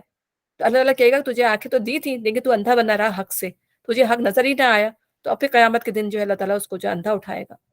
تو جو انسان اس دنیا میں جو طرز عمل اختیار کر رہا ہے، جس طرح وہ اپنی زندگی گزار رہا ہے، اس کے مطابق جو اللہ تعالیٰ اٹھائے گا۔ اللہ تعالیٰ ہمیں جو ہے بچائے، اللہ تعالیٰ ہمیں نیک حال میں نیک لوگوں کے ساتھ اللہ تعالیٰ ہمارا معاملہ کرے، مالک پروردگار۔ اللہ پھر ہاں، جو مرد عورتیں اور بچے واقعی بے بس اور نکلنے کا کوئی راستہ ذریعہ نہیں پاتے، بعید نہیں کہ اللہ انہیں معاف کر دے۔ تو اللہ مستضعفین میں نے بتایا نا، جو لوگ کمزور تھے، مجبور تھے، جو نہیں نکل سکتے تھے، ان کے لیے تو عذر ہے، ان کے لیے تو معافی کی گنجائش ہے۔ اللہ بڑا معاف کرنے والا اور درگزر کرنے والا ہے۔ اور جو کوئی اللہ کی راہ میں ہجرت کرے گا وہ زمین میں پناہ لینے کے لیے بہت جگہ اور بسر اوقات کے لیے بڑی گنجائش پائے گا۔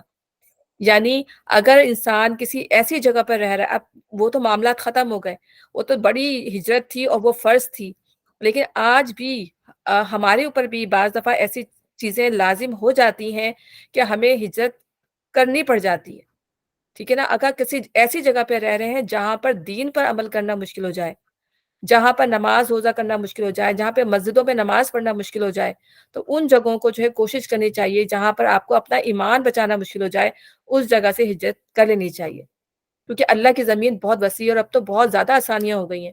تو ایسی جگہ بندہ ہجرت کر جائے جہاں اس سے کم از کم جو ہے اسے اپنے دین کے لیے جو آسانیاں، الحمدللہ یہاں کینیڈا میں ہم رہتے ہیں، آسانی سے ہم اپنے دین کو کیا مطلب مسجدیں بھی دیکھیں، کوئی منع نہیں ہے، کسی طرح کی کوئی چیز منع نہیں ہے۔ اتنی میرے خیال اتنا تو گرجا گھر نہیں ہوں گے جتنی ہماری قدم قدم پہ جو ہے وہ مسجدیں بن گئی ہیں ماشاءاللہ سے۔ ہمیں جو ہے تراویاں ہوتی ہیں، ترابل کے آج کل جو ہے ایک کرسچن تھی، کرسچن تو نہیں تھی، ایتھیسٹ تھی، تو وہ یہی کہنے لگی کہ میرا تو گھر ڈان لینڈ کے سامنے ہے، وہاں کی تو موت سے اتنی اچھی کئی آوازیں آتی رہتی ہیں، مطلب ظاہر رمضان کا ہے تو وہ بتا رہی تھی کہ جو ہے وہ لاؤڈ اسپیکر سے جو ہے وہ باہر جو ہے پرے کر رہے ہوتے ہیں۔ میں خیال ڈان لینڈ کی مسجد میں باہر نماز ہوتی ہے تراویح کی نا، تو بڑے اس شوق سے وہ بتا رہی تھی مجھے۔ تو یہ جو ہے جب اتنی اوپنلی چیزیں ہو رہی ہیں کہ میں تو یہ ہمارے لیے اس کو ہم دارالکفر نہیں کہیں گے۔ دارالکفر جو ہے وہ جگہ ہوتی ہے جہاں پر آپ کو دین بچانے سے مکہ تھا۔ مکہ میں جو ہے جان کے در پہ آپ کی جان آپ کی سلامت نہ ہو، آپ کا دین سلامت نہ ہو، وہ جو ہے اصل میں دارالکفر کہلاتا ہے، ٹھیک ہے نا؟ تو اگر ہمیں ہماری مذہب کی آزادی ہے، ہماری جان کی آزادی ہے، تو پھر ہم اس مطلب ہم ادھر رہ سکتے ہیں، لیکن ہمارے رہنے کا مقصد بیسیکلی یہی ہونا چاہیے کہ ہمیں اللہ کی بات آگے پہنچانی ہے، ٹھیک ہے؟ ہمارا صرف مقصد صرف دنیا کے لیے نہیں رہنا ہو، دونوں طریقے سے ہمیں اپنی یہاں پہ جب میں آئی تھی مجھے یاد ہے، تو میرا مقصد تو یہاں پہ آنے ظاہر پہلے ڈرتا ہی ہے بندہ، پتہ نہیں کیسا ماحول ہوگا، کیسے لوگ ہوں گے، کیسی زندگی گزرے گی، تو نیت یہ بھی تھی کہ اللہ تعالیٰ میں یہاں آؤں گی تو میں یہاں کے جو ہے اپنا یہ کنٹینیو کروں گی۔ میں وہاں بھی میری تھی تھوڑی بہت عادت، تو میں یہ نیت تھی کہ اللہ تعالیٰ میں یہاں آؤں گی تو یہاں بھی میں کنٹینیو ان چیزوں کروں گی۔ الحمدللہ اللہ تعالیٰ نے اس کی توفیق دی، اور چاہے میرا عمل، میں یہ نہیں کہتی کہ میں بہت عمل کرنے والی ہوں، لیکن ایک شوق ہے اور کوشش کرتی ہوں، اللہ تعالیٰ قبول کرنے والی اللہ کی ذات ہے، تو میں اس سے اٹیچ رہی، کرتی رہی ان چیزوں کو نا الحمدللہ۔ تو ہجرت کا مقصد یہ ہوتا ہے، کیونکہ حضرت عمر نے ایک منبر پہ کھڑے ہو کر یہ فرمایا تھا کہ انما الاعمال بالنیات، اعمال کا دار و مدار جو ہے انسان کی نیت پر ہے، کہ انسان جو ہے اپنے اعمال کے مطابق جو ہے وہ اٹھایا جائے گا، ٹھیک ہے؟ اگر کسی شخص نے دنیا کے لیے ہجرت کی ہو تو وہ ہجرت اس کی دنیا کے لیے لکھی جائے گی۔ کسی شخص نے کسی عورت سے شادی کرنے کے لیے ہجرت کی ہو، بعض دفعہ امیگرینٹ ہو کے آ جاتے ہیں نا، لڑکے شادی کر لیتے ہیں یا لڑکیاں شادی کر لیتی ہیں کہ بھئی ہم باہر آ جائیں گے، تو وہ ان کا مقصد جو ہے وہ شادی کرके आना होता है, तो वो उनका जो हिजरत उसी के लिए लिखी जाएगी। और जो अल्लाह के लिए हिजरत करने के लिए आएँगे, जिनका मकसद जो होगा कि अल्लाह के लिए मुझे हिजरत करनी है, मुझे यहाँ ये काम भी करना है, दुनिया की भी होगी उसकी वो, लेकिन दीन का भी उसके अंदर वो होगा, तो वो फिर हिजरत उसकी उसमें काउंट की जाएगी। पर इसी तरह से जो है हिजरत जो है वो बुराइयों से बचकर नेकी की तरफ जाने को भी हिजरत कहा जाता है। यानी इंसान मैं जैसे आज से तहिया कर लूँ कि आज से मुझे ये काम नहीं करना। मुझे अपनी इस बुराई को छोड़ना है, ठीक है? और मुझे इसको छोड़ के नेकी की तरफ जाना है। तो ये भी बुराई से जो है नेकी की तरफ आना जो है ये भी हिजरत कहलाती है। अच्छा।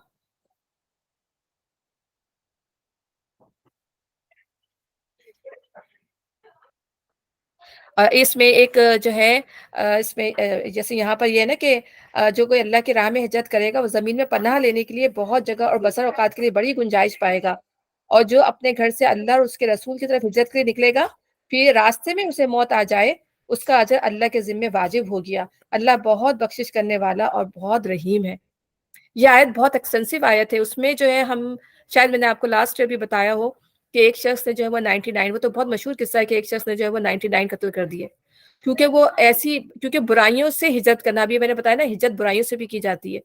तो वो शख्स जो था वो उसको मतलब या तो कत्ल करने की आदत पड़ गई थी या वो जिस जगह वो रहता था वहाँ बुराइयाँ बहुत ज़्यादा होती थी। तो उसको कत्ल करने की आदत पड़ गई और वो अपने आप को इस आदत से छुटकारा पाना चाहता था। जैसे कोई चाहता है ना कि कोई शराब पी रहा होता है, कहता है ये क्या मेरे मुँह को लग गई, मुझे इससे छुटकारा पाना है। तो उसी तरह वो उससे अपना छुटकारा पाना चाहता था। तो इसी तरह वो एक आलिम के पास गया और उसने कहा कि मैंने 99 कत्ल कर दिए हैं, तो क्या मेरे लिए कोई अब बचत की गुंजाइश है, मेरी बख्शिश हो सकती है? तो उसने कहा नहीं, बिल्कुल नहीं। अब उसको तो पता चला कि बिल्कुल नहीं, तो उसको क्या मसला था, उसने उसको भी कत्ल कर दिया। उसने 100 कत्ल कर दिए पूरे। ठीक है? और 100 कत्ल करके वो फिर आगे बढ़ गया। अब वो पूछ रहा है लेकिन फिर भी उसके दिल में तलब थी कि मतलब उसके दिल में एक वो लगी हुई थी कि मुझे कुछ मतलब करना है। फिर उसकी मुलाकात जो एक ऐसे नेक शख्स से हुई, उसने जब उससे पूछा, तो उसने कहा कि मैं जो हूँ ऐसी जगह पे रहता हूँ जहाँ बस बुराइयाँ ही बुराइयाँ हैं, फितने ही फितने हैं और मैं जो हूँ 100 कत्ल कर चुका हूँ। क्या मेरे लिए कोई माफ़ी है या मेरे लिए कोई बचत है? मतलब मैं बच जाऊँगा? तो उसने कहा कि हाँ, अगर तुम जो हो अगर तुम्हारे दिल में अच्छी नियत है और तुम अच्छा बनने चाहते हो, तो फिर तुम जो हो उस बस्ती में, तो क्योंकि अब जब इंसान बुराइयों से बचना चाहता है तो उसे बुराई की जगह से निकलना भी पड़ता है। तो उस शख्स ने उसको मशवरा दिया या वो आलिम था या वो नेक शख्स था, उसने उसको मशवरा दिया कि तुम्हें उस बुराई की जगह को अगर तुम अच्छा बनना चाहते हो तो तुम उस बुराई की जगह को छोड़ दो। या तुम उस बुराई की जगह को छोड़ दोगे और उस जगह चले जाओ जहाँ पे सारे नेक लोग बसते हैं। तो जब तुम उनको देखोगे, तो तुम्हारे अंदर ये चीज़ नेकी जो है वो डेवलप हो जाएगी। तो उसको बहुत अच्छा लगता है और वो उसके लिए ट्रैवल शुरू कर देता है। जब वो उसके लिए ट्रैवल शुरू कर देता है तो रास्ते में उसको मौत आ जाती है। और उसको रास्ते में जब मौत आ जाती है तो फिर मौत के जो जो फरिश्ते होते हैं वो आते हैं, वो कहते हैं कि अब वो जब फासला नापते हैं ना, तो अब इतना मुझे डिटेल में याद नहीं है कि वो अल्लाह ताला जो है उस फासले को जो है वो कम कर देता है। यानी वो फासला कम रह जाता है जब वो नेक लोगों तक पहुँच रहा था। तो उसका नाम जो है वो नेक लोगों में डाल, क्योंकि वो वहाँ से करीब हो जाता है। तो अल्लाह की रहमत देखें कि अल्लाह ताला कितना रहीम है कि अल्लाह की तरफ बंदा पलट कर जाता है, तो अल्लाह ताला जो है उसकी तरफ दौड़ कर आता है। अल्लाह कहता है ना, एक हाथ बढ़ते हैं तो बंदा अल्लाह ताला 2 हाथ बढ़कर हमारी तरफ आता है। बंदा चलकर आता है तो अल्लाह दौड़ कर आता है अपने बंदे की तरफ। तो उसने सिर्फ़ नियत की थी और इसने हिजरत की नियत की थी और उसके लिए निकल पड़ा था, तो अल्लाह ताला ने जो है वो बनी इस्राइल की रिवायत है ये। तो अल्लाह ताला ने जो है उसको बख्श दिया। ये है हिजरत, ये है बुराइयों से जो है अपने आप को बचा लेना। और मुख्तलिफ किस्म की जो वो हिजरतें हैं, जैसे ये कि अ, खौफ और जैसे खौफ वाले मुल्क से अमन वाले मुल्क की तरफ हिजरत कर जाना। यानी कि आपकी जान को खतरा है, आपकी माल को खतरा है, आपकी औलाद को खतरा है, तो उस जगह से ऐसे मुल्क में आ जाएँ जहाँ से आपको अमन मिल जाए। तो जब मुसलमानों ने शुरू-शुरू में मुसलमानों के लिए जब मुश्किल पैदा हो गई, बहुत हर्ट उनको किया जाने लगा, तो फिर नबी सल्लल्लाहु अलैहि वसल्लम ने कहा कि अमन वाले मुल्क की तरफ चले जाओ। यानी हबशा फिर शुरू में जो मुसलमान थे वो हबशा की तरफ हिजरत कर गए थे और वो अमन वाला मुल्क था, उन्होंने उनको पनाह दे दी थी। ठीक है? और इसी तरह जो है अगर दीन का खौफ है, जान का खौफ है, ठीक है? तो इस हिजरत इसी तरह से इसी जगह से जहाँ से जो है इंसान का अपना ईमान ना बचा सके, ये बहुत ज़्यादा बुराइयाँ हो रही हों, तो उस जगह से ये तमाम चीज़ें उसी हिजरत के अंदर आ जाती हैं।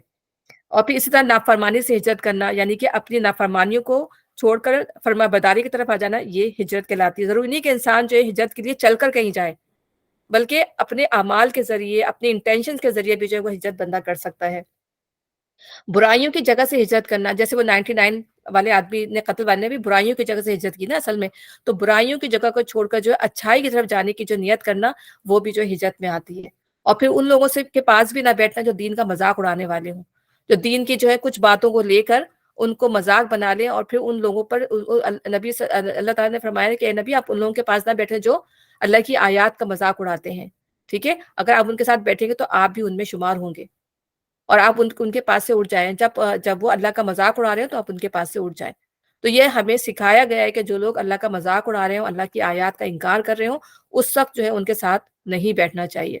بہت سارے لطیفے ہم آپ دیکھیں ایجاد کر لیے گئے، جنت دوزخ کو، فرشتوں کو جو ہے، مطلب کیا وہ ہستیاں ہیں فرشتے اللہ کی، کیا وہ جنت ہے، کیا وہ دوزخ ہے جس کا خوف ہونا چاہیے، ان کو ہم جو ہے لطیفے بنا کے اس پہ ہنستے ہیں۔ یہ تو ایک مطلب قیامت کا وہ ہے کہ ہم نے جو ہے اس کو لطیفے کے اندر جو ہے ڈھال دیا، ان کو ہم نے ہنسی مذاق کا قصہ بنا لیا ہے۔ بچے جو ہے، جو آج کل کے بچے ہیں، وہ تو نمازوں کا جو انہوں نے حال کیا ہوا ہے، وہ جو ہے اس کو میڈیا پہ ڈالتے ہیں، ویڈیو پہ اپلوڈ کرتے ہیں کہ کس طرح نماز پڑھ رہے ہیں، اس میں ہنس رہے ہیں، مطلب انہوں نے مزاحیہ اس میں نمازوں کو کر کے ڈال دیا ہے۔ تو نماز یہ دین کا جو ہے مذاق اڑانا ہے، اللہ تعالیٰ کی نافرمانی ہے۔ تو برائیوں سے اپنے آپ کو بیسیکلی ہمیں بچانا ہے۔ تو جہاں یہ چیزیں ہو رہی ہوں تو ہمیں انہیں دیکھنا بھی نہیں چاہیے، اور جو دیکھ بھی رہے ہوں تو ان کو منع کرنا چاہیے کہ یہ چیزیں کیا ہے، دین کا مذاق ہے۔ جب ہم خود دین کا مذاق اڑائیں گے تو پھر ہم دوسروں کو کس چیز کی تلقین کر سکیں گے؟ تو اللہ تعالیٰ ہمیں ان چیزوں سے بچائے اور اچھے کاموں کو کرنے کی توفیق عطا فرمائے، آمین یا رب العالمین۔ اسی طریقے سے جو ہے کہ یہ بھی نبی صلی اللہ علیہ وسلم نے فرمایا کہ جو حج کی نیت کرے گا اور جو عمرے کی نیت کرے گا، نیت کر کے جو ہے نکل بھی گیا، راستے میں اس کو موت آ گئی، تو قیامت تک اس کے لیے جو حج کرنے والے کا اجر لکھا جاتا رہے گا، یا اگر اس کی عمرے کی نیت تھی تو اس کے لیے عمرے کا اجر جو ہے وہ لکھا جاتا رہے گا۔ تو جو بھی کوئی نیک عمل کسی نے اگر اس کا سوچا بھی ہے، اور وہ اس نے کہا تھا کہ میں یہ مسجد بنا دوں گا، بھئی کوئی بھی اچھی نیت کی اور پھر اس کا انتقال ہو گیا، لیکن اس نیت کا اجر جو ہے اس کو ملتا رہے گا۔ تو انما الاعمال بالنیات، ہر انسان کی نیت کا انسان کے عمل کا دارومدار انسان کی نیت پر ہے۔ اگر نیت اچھی ہے، اگر بندہ کسی طور پہ نہیں بھی، کسی مجبوری کے تحت نہیں بھی کر سکا، اس کو اس کا اجر جو ہے وہ ضرور ملے گا انشاءاللہ۔ اور اسی طرح جو ہے طالب علم جو ہے اگر علم کے لیے، دین کے علم کے لیے نکلتے ہیں، ٹھیک ہے نا، اور اگر وہ جب تک وہ اللہ تعالیٰ کی اس میں رحمت میں رہتے ہیں، جب تک کہ وہ اس جگہ پہنچ نہیں جاتے، اللہ تعالیٰ کا دین جو سیکھ لیتے ہیں، اگر راستے میں اگر کوئی مشکل پریشانی آ گئی، موت آ گئی، تو وہ اسی راہ میں مارا جائے گا، اسی حال میں جو ہے وہ اٹھایا جائے گا۔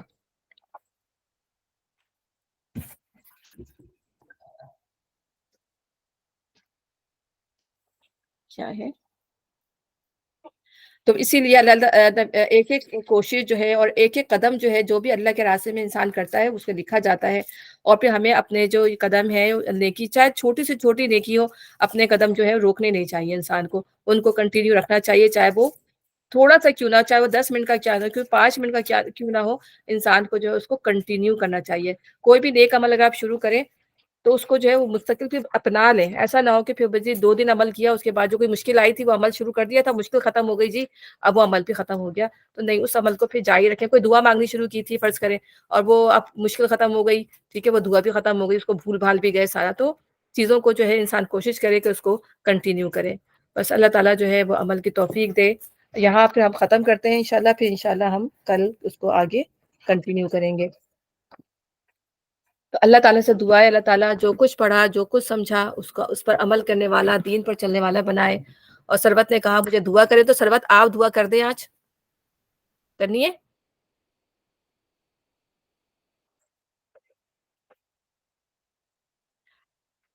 ہاں، اچھا، لا الہ الا اللہ، بسم اللہ الرحمن الرحیم، لا آپ ہی کر لیں حمیر، آپ کر لیں۔ وحدہ لا شریک لہ، لہ الملک ولہ الحمد وہو علی کل شیء قدیر۔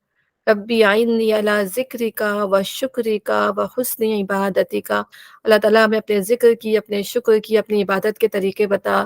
ربنا لا تزغ قلوبنا بعد اذ ہدیتنا وہب لنا من لدنک رحمہ انک انت الوہاب۔